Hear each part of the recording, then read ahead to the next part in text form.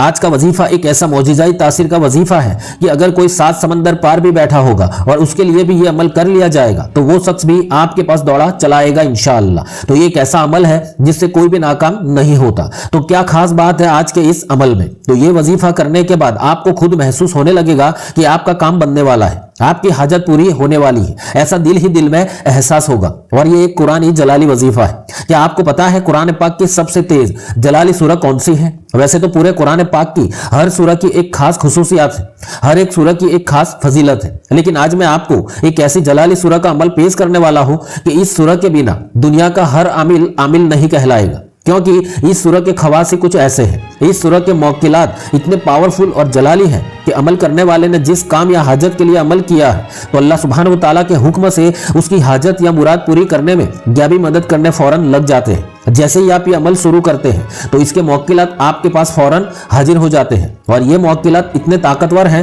کہ مان لو کہ کسی عمل کرنے والے نے 7 سمندر پار بیٹھے کسی شخص کے لیے بھی عمل کر لیا تو عمل فوراً اس پر اثر کرے گا۔ تو یہ سورہ ہے سورہ مجمل شریف۔ تو بسم اللہ الرحمن الرحیم۔ السلام علیکم ورحمۃ اللہ وبرکاتہ۔ میرے پیارے عزیز دوستو، تو اس عمل کی تاثیر آگ کی طرح ہے، اسی لیے اس عمل کو کرنے والا اگر کامل یقین کے ساتھ اس عمل کو کر لے گا تو انشاءاللہ ایک ہفتے میں ہی اپنی مراد کو پالے گا۔ یہ عمل دنیا میں لاکھوں لوگوں نے کیا ہے اور اپنے مقصد میں کامیاب ہو چکے ہیں۔ یہ وہی سورہ ہے جس کی تلاوت حضور اکرم صلی اللہ علیہ وسلم نے پابندی سے کی ہے، اور حضور اکرم صلی اللہ علیہ وسلم کی پسندیدہ صورتوں میں سے ایک سورہ ہے۔ آج کا وظیفہ اتنا تیر با ہدف ہے کہ آپ نے جس نیت سے کیا ہوگا وہ مقصد پورا ہو کر رہے گا۔ اب اس عمل کے 2 طریقے موجود ہیں، میں آپ کو اس کے دونوں طریقے پیش کرنے والا ہوں، اور اس عمل کی پہلی شرط یہ ہے کہ یہ عمل آپ کو روزانہ ایک مقرر وقت اور ایک مقرر جگہ پر بیٹھ کر ہی کرنا ہے۔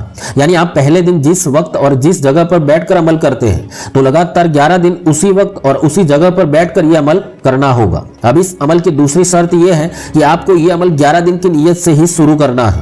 اگر مان لو کہ یہ عمل شروع کرنے کے بعد کسی کی حاجت یا مراد صرف ایک دن میں یعنی 24 گھنٹے میں پوری ہو جاتی ہے، یا کسی کی 3 دن میں پوری ہو جاتی ہے، یا کسی کو 7 دن لگتے ہیں، پھر بھی آپ کو یہ عمل کی 11 دن کی مدت پوری کرنی ہی ہوگی۔ یعنی چاہے 11 دن سے پہلے کسی بھی دن حاجت پوری ہو جاتی ہے، پھر بھی یہ عمل کے 11 دن مکمل کرنا شرط ہے، اور عمل لگاتار 11 دن کی نیت سے ہی کرنا ہے، بیچ میں ایک دن بھی مس نہیں کرنا، یہ ضرور یاد رکھیں۔ تو یہ 2 شرطوں کے ساتھ آپ کو یہ عمل کرنا ہے، اسی لیے آپ پہلے اپنے حساب سے جگہ اور وقت مقرر کر لیں تاکہ کسی بھی طرح کی کوئی پریشانی پیش نہ آئے۔ اگر مان لو کہ کسی کو ان 11 دن کے دوران کہیں باہر جانا ہو یا کسی کی طبیعت خراب ہو گئی تو عمل پھر سے کرنا ہوگا۔ آپ نے چاہے 10 دن عمل کیا لیکن 11ویں دن کہیں باہر جانا ہو جس کی وجہ سے عمل نہ کر پائے، تب بھی آپ کو یہ عمل پھر سے پہلے سے شروع کرنا ہوگا۔ اسی لیے پہلے ہر چیز اچھی طرح دیکھ لیں، وقت، جگہ اور اپنا روز کا جو بھی شیڈیول ہے اس کو سیٹ کر لیں، اس کے بعد یہ عمل شروع کریں، کیونکہ یہ کوئی ایسا ویسا عمل نہیں ہے،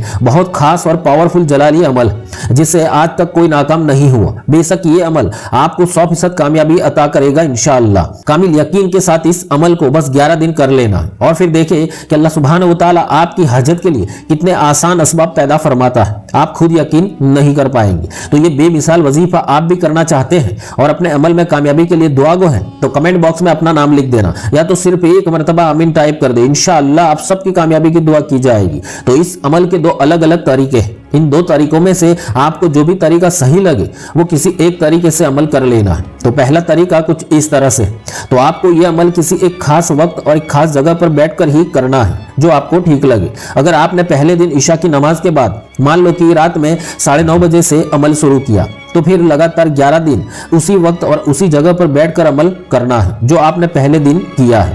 تو سب سے پہلے پاک صاحب باوجہ ہو کر کعبہ شریف کی طرف چہرہ کر کے بیٹھ جائے، اور پھر اپنی جو بھی حاجت ہے، نیت ہے، مقصد ہے، اس کو دل میں رکھ کر 11 مرتبہ کوئی سا بھی درود پاک پڑھ لے جو آپ کو زبانی یاد ہو، اور پھر قرآن پاک میں دیکھ کر یا کسی پنسورہ میں دیکھ کر سورہ مجمل شریف کو پڑھنا شروع کریں۔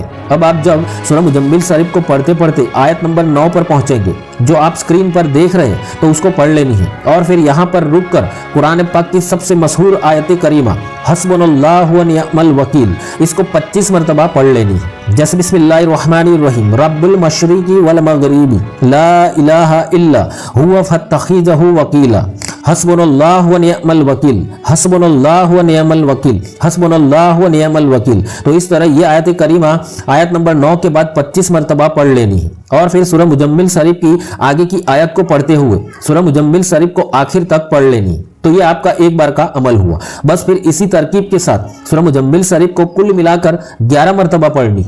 लेकिन याद रहे कि हर बार जब भी आप आयत नंबर 9 पर पहुंचेंगे तो इस आयत को पढ़कर ये आयत करीमा हस्बुनल्लाहु व निअमल वकील 25 मरतबा पढ़ लेनी। बस यही करना है इस अमल में। अब आप जान ले कि सूरह मुजम्मिल शरीफ बहुत छोटी सी सूरह है। एक बार पूरी सूरह मुजम्मिल शरीफ पढ़ने में सिर्फ 2 मिनट ही लगते हैं। और फिर जैसे ही आप 11 मरतबा सूरह मुजम्मिल शरीफ को पढ़ लेते हैं तो फिर आखिर में भी आपको 11 मरतबा वही दरूद पाक पढ़ना है जो आपने शुरू में पढ़ा है। और फिर दोनों हाथ उठाकर अल्लाह सुब्हान व तआला से ये कह दे कि या अल्लाह, मैंने अभी 11 मरतबा सूरह मुजम्मिल शरीफ का अपनी हाजत के लिए जो भी अमल किया, इसको पढ़ने में जिस तरह की कोई भी खता लग्जिश हुई है तो इसको तू मुआफ फरमा और इसको तेरी बारगाह में कबूल और मकबूल फरमा, आमीन। और इसका जो भी सवाब है वो सवाब मैंने हुजूर अकरम सल्लल्लाहु अलैहि वसल्लम और हजरत मौलाना जलालुद्दीन रूमी रहमतुल्लाह अलैह को हदिया पेश कर दिया, इसको तो कबूल फरमा। बस इस तरह हर दिन अमल करने के बाद सवाब पेश करना बहुत ही जरूरी है। उसके बाद आप अपनी हाजत या मुराद की दिल की गहराई के साथ दुआ मांगे।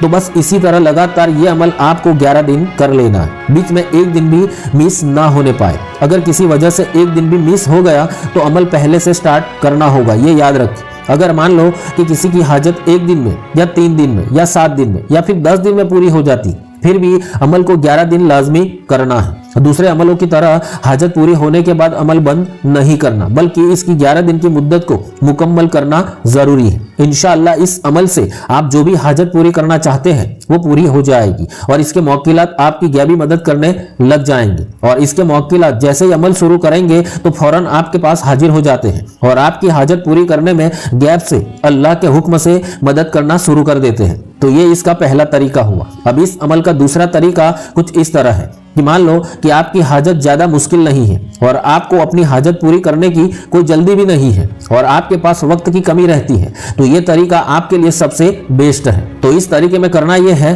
कि पूरे दिन में किसी भी वक्त आपको अव्वल और आखिर 11-11 मरतबा कोई सा भी दरूद पाक पढ़ना है और फिर दरमियान में सिर्फ 7 मरतबा सूरह मुजम्मिल शरीफ को पढ़नी है। लेकिन पहले तरीके की तरह आयत नंबर 9 पढ़ लेने के बाद हस्बुनल्लाहु व निअमल वकील को 25 मरतबा पढ़नी है और फिर सूरह मुजम्मिल शरीफ को आखिर तक पढ़ लेनी है। इसी तरह 7 मरतबा इस तरीके में सूरह मुजम्मिल शरीफ को पढ़नी है। तरीका पहले की तरह सेम ही है, बस इस तरीके में सिर्फ 7 मरतबा सूरह मुजम्मिल शरीफ को पढ़नी है और ये भी 11 दिन ही अमल करना है। और हर दिन अमल के बाद सवाब पेश करना भी जरूरी है, जैसा कि मैंने आपको पहले तरीके में बता दिया है। इंशाअल्लाह ये कैसा पावरफुल वजीफा है जिससे आप अपनी मनचाही हाजत या मुराद सिर्फ 11 दिन में पूरी कर सकते हैं। इस अमल को आप अपने पास लिख कर जरूर रखें।